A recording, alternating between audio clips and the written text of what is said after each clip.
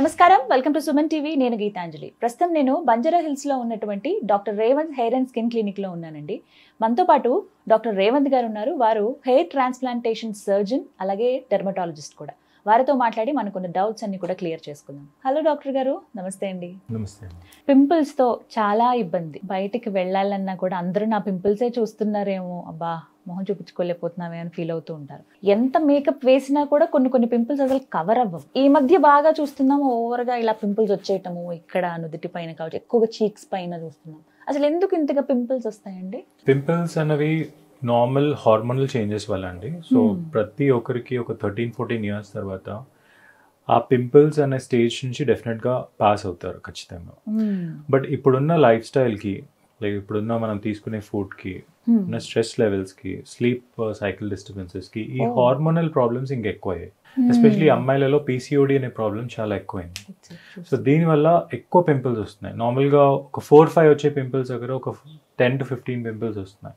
And దీన్ని మనం నార్మల్గా వదిలేయం. అలా చాలా మందికి హ్యాబిట్ ఉంటుంది ఏంటంటే పింపుల్ని రిమూవ్ చేయాలి అన్న హ్యాబిట్ ఉంటుంది. లేకపోతే డిఫరెంట్ క్రీమ్స్ వాళ్ళ ఫ్రెండ్స్ సజెస్ట్ చేస్తారని, లేకపోతే వాళ్ళ ఫ్యామిలీ మెంబర్స్ సజెస్ట్ చేస్తారని, లేకపోతే ఇంటర్నెట్ లో చిట్కాలు యూస్ చేస్తాం సార్ మేమైతే. ఆ చిట్కా ఈ చిట్కా వాళ్ళేం చెప్పారు, వీళ్ళేం ట్రై చేశారు, గూగుల్లో వెతుకుతాం, ఇలా రకరకాలుగా. అవన్నీ యూజ్ చేయడం వల్ల లైక్ ఇంకా ఆ ప్రాబ్లం ఇంకా అగ్రివేట్ అవుతుంది. సో మనకి పింపుల్ ఆ మార్క్ ఉండిపోవడము. సో నార్మల్ గా 1-2 months లో పోయే మార్క్ 1-2 years టైం పడుతుంది. మేము అదే చెప్తాం పేషెంట్స్ కి, మీరు ఒకవేళ పింపుల్స్ ని టచ్ చేస్తే అది ఒక 1-2 years ఉంటుంది. ఎందుకంటే స్కిన్ లో లేయర్స్ ఉంటాయి. పైన లేయర్ ఎపిడర్మిస్ అంటాం, కింద డర్మిస్ అంటాం. ఎపిడర్మిస్ లో నార్మల్ గా 1-2 months లో సైకిల్ అయిపోతుంది. అదే డర్మిస్ లోకి వెళ్ళింది అంటే 1-2 years పడుతుంది. సింపుల్ ఎగ్జాంపుల్, ఒక టాటూ ఎన్ని ఇయర్స్ ఉంటుంది? సో ఎందుకు అంటే బేసిక్లీ డర్మిస్ లో వేస్తారు అది. సో ఎంత డీప్ గా వేస్తే అన్ని ఇయర్స్ ఉంటుంది. సో మనం పింపుల్ ని టచ్ చేసినప్పుడు డర్మిస్ లోకి పంపిస్తున్నాం.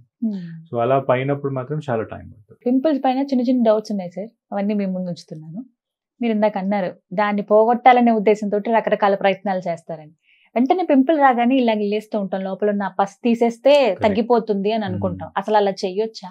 అలా చేయకూడదు మేడం. ఎందుకంటే పింపుల్ మనం స్క్వీజ్ చేసినప్పుడు మనం ఒక 40-50% బయటకు తీస్తాం. బట్ ఒకవేళ ఓన్లీ 5% కనుక లోపలికి వెళ్ళినా అది చాలా ప్రాబ్లమ్స్ ని కాజ్ చేస్తుంది.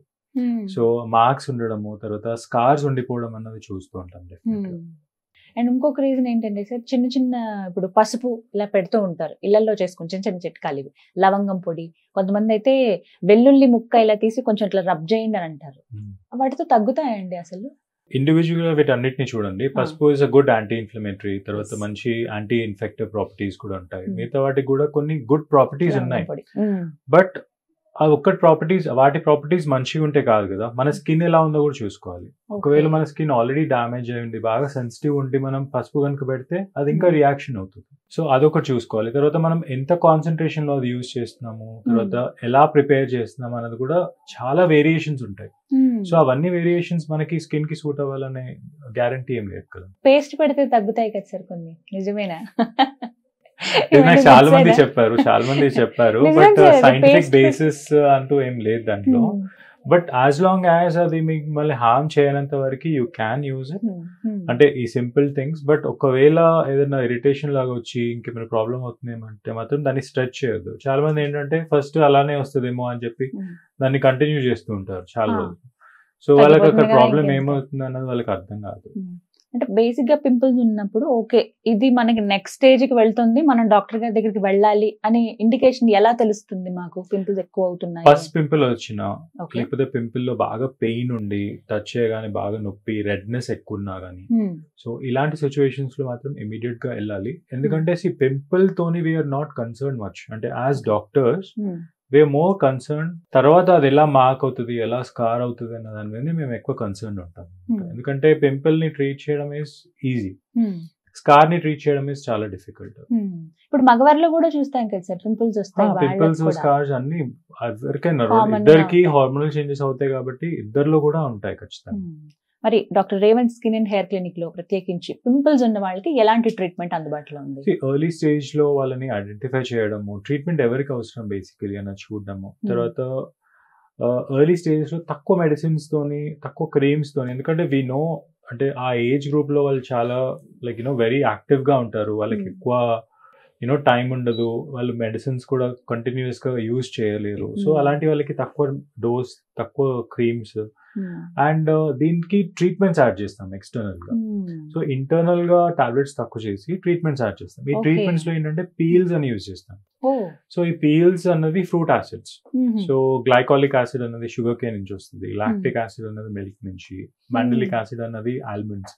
సో బేసికలీ ఈ ఫ్రూట్ యాసిడ్స్ తో ఏంటంటే అది అప్లై చేసినప్పుడు మనకి ఇన్ఫెక్షన్ తగ్గుతుంది ఫాస్ట్ గా, అండ్ ఆ డెడ్ లేయర్స్ అన్నవి క్లియర్ అవుతాయి.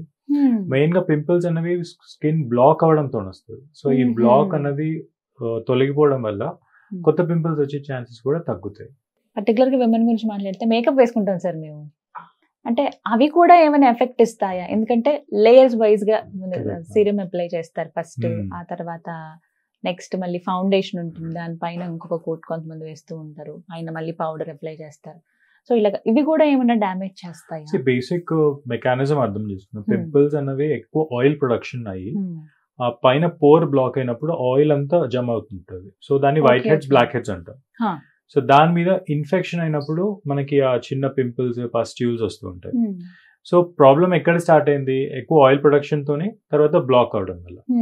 ఈ బ్లాకేజ్ ఎలా అవుతుంది? Because of using different creams. So ఈ క్రీమ్స్ యూజ్ చేసినప్పుడు ఒకవేళ ఆ క్రీమ్ కాన్స్టిట్యూయెంట్ అంటాం. సో ఒకవేళ అది పోర్ ని కరెక్ట్ గా బ్లాక్ చేసింది అనుకోండి, దెన్ మనకి పింపుల్స్ స్టార్ట్ అవ్వచ్చు.